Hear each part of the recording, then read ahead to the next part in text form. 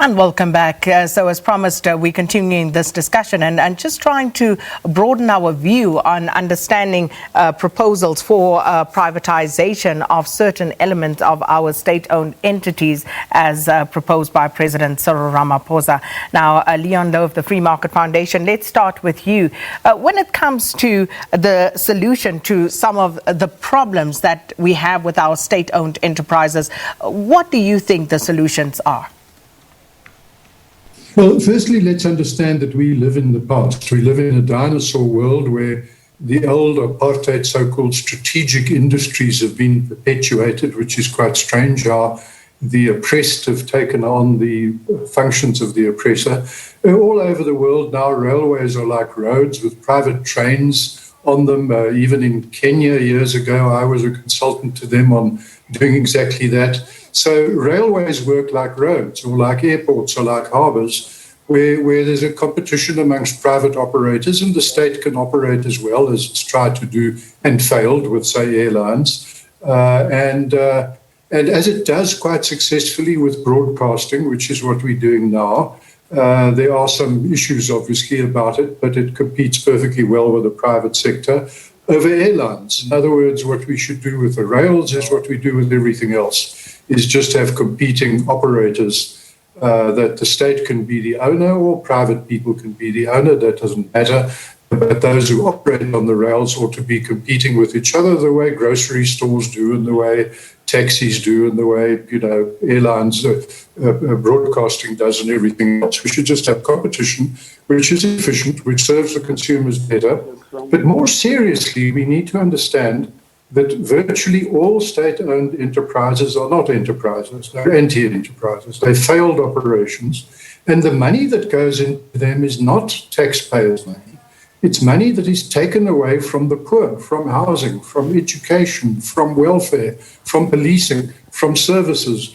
This money is diverted into these bottomless pits of wasted old apartheid dinosaurs which should have been abolished before even 1994 and should have been modernized the way they are in the rest of the world, where there's energy competition, transport competition, broadcasting competition.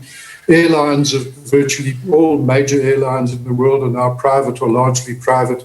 For us to be perpetuating this apartheid nonsense is actually a national embarrassment. Well, let's bring in Zwelinzima Vavi of SAFTU here. Listening to what Leon Louw is saying, he's saying it's quite an embarrassment that we are perpetuating these behemoths, as it were, of the apartheid era, and that we should have done away with these state-owned enterprises a long time ago. What's your take, Mr. Vavi? Well, the apartheid dinosaurs, when they were created, like Eskom, was created as a company that ensured that every white home is electrified. Every white farm is electrified. Every industry can receive energy that is cheap. Eskom went on to become the biggest and the most efficient, cost-effective energy producer in the world. And until some crony capitalists arrived and they started to destroy it internally to the point now that it is owing 280 billion rands, and to the point that it is no longer able to meet its basic obligations to ensure that the benefits that accrue to the white community also now accrue to the black community. This, in our view, is a typical standard that a scientist and a political philosopher from America says is a standard practice. He says if you want to privatize, you first defund, you make sure things don't work, people get angry, you hand it over to the private capital, with people all calling for its privatization, as if privatization is a panacea to efficiency and to the dropping of the prices.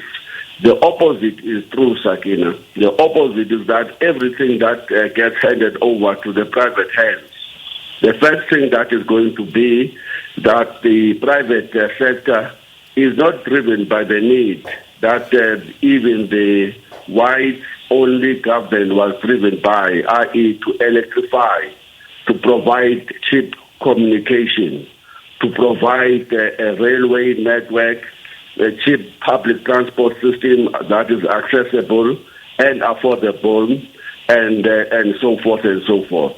The motive of the privatization will always remain that you must maximize profits and at all cost. And that all cost means you're going to have to put the price out of the reach of the ordinary people because you're now competing with the rest of the other people in the private service. And secondly, that increasing of the cost is going to make it impossible for the poorest of the poor to have access to those services. And there are many examples of where that is already happening. Look at Gautrain. Gautrain is operated as a private institution. How many workers, how many ordinary people can ever go anywhere close to its stations? Impossible. Precisely because Gautrain is operated on the basis of profit maximization and not service to the poorest of the poor, the most marginalized members of the community. So what the government is unfortunately doing now, they have broken down ESCOM. They have destroyed Petro SA. They have destroyed SABC included. They have destroyed the SAA. They have destroyed TRASA. Straight run it down to the ground. And now that they have destroyed that, the people, of course, are angry. And the people then believe that when these things are operated by the private sector, the services will improve. Yes, it will improve. The services will definitely improve, but for a small number of citizens, whilst the majority will be sidelined altogether. So, before I get back to Leon Louw, just a quick question on something that Leon raised, Mr. Vavi, the question of throwing good money after bad, because as you say, a lot of these state-owned entities have unfortunately been run down to a point where in some instances they just don't operate, like the rail service, for example, and many people are saying we're not getting a service anyway, and government is using money, as Leon Louw says, that could be spent on things like housing, throwing this at industries and sectors where there seems to be no difference made. How do you respond to that? Shouldn't we therefore then, in those instances, look at privatization that would at least offer a service to South Africans?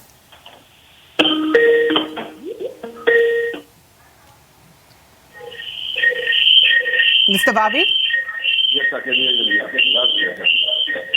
Okay, we just seems to be having terrible interference on one of the lines. I'm not sure. But let me just repeat the question.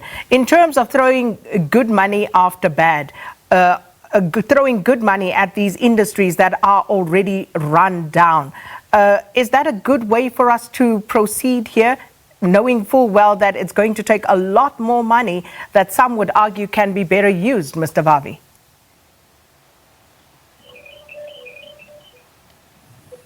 No. All right, let me come to Mr. Louw. Mr. Louw, one of the issues that we have in South Africa is, of course, the fact that we have very high levels of unemployment. And there's a real worry that when it comes to privatization, it will allow for monopolies to encroach even further in certain sectors, and people won't be able to afford those services. Mr. Vavi quotes the example of the Gautrain, for example. How do we deal with that? How do we overcome that hurdle? Well, let's first understand everywhere where we see the private sector, we see the opposite. We see prices falling, we see competition. For example, South African Airways has been grounded since March. What's happened is private airlines are carrying everyone around at lower prices. There's clearly no need for SA Airways. It's now obvious. Nobody can even, you can't be informed debate about that anymore. The same is true with groceries and with clothing and with furniture and so on. We see multiple competitors bringing prices down. And in fact, often what happens is when the prices come down for the poor, by, for example, importing cheap clothing. We have people calling for protection. In other words, raise the prices of our clothing, our furniture, our cell phones, whatever. So no, what we see in the real world is competition lowers prices, increases choices, makes products more available to the poor, and more importantly, doesn't take money from the poor. Mr. Vavi pointed out that these things were created for white privilege. Well, why on earth do we still have them when that's finished? That was their function under apartheid. He's completely right, was to serve the interests of white people. And when we ended apartheid, we should have ended these dinosaurs serving the interests of white people at the expense of the poor. The majority were victims and still are victims. In fact, are even bigger victims now, because under apartheid, they didn't get subsidies taken from the poor. They ran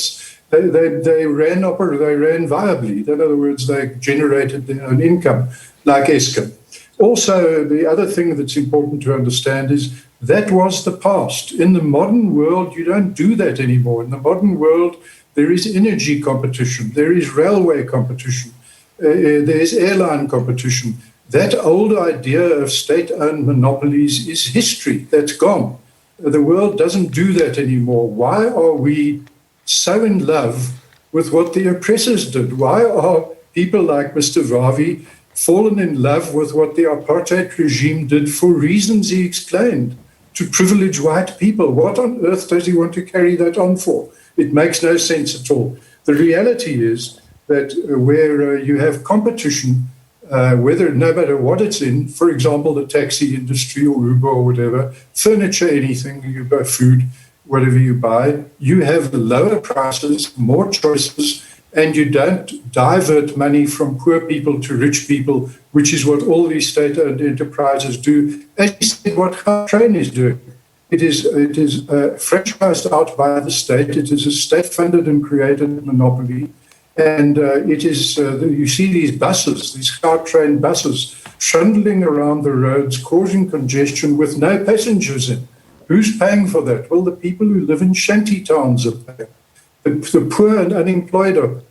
Now, the other thing about unemployed, please understand that, yes, of course, privatization is more efficient and does the same job with fewer people. But countries that have privatized have full employment.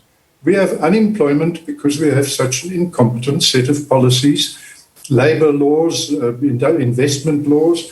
We drive investors to other countries instead of making it sexy and attractive for them to come to South Africa. That is how you create jobs everywhere in the world. South Africa is not a special case. Mr. Vavi, hope we have you back there. Again, your response to Mr. Louw, and also the issue of jobs being threatened. Mr. Louw is saying where things have been privatized, the countries that have gone that route, where state-owned entities have been privatized, they have actually created more jobs. And one of the issues that the unions always raise against privatization is job securities, jobs that are threatened. No, it's not. He's being very economical with the truth.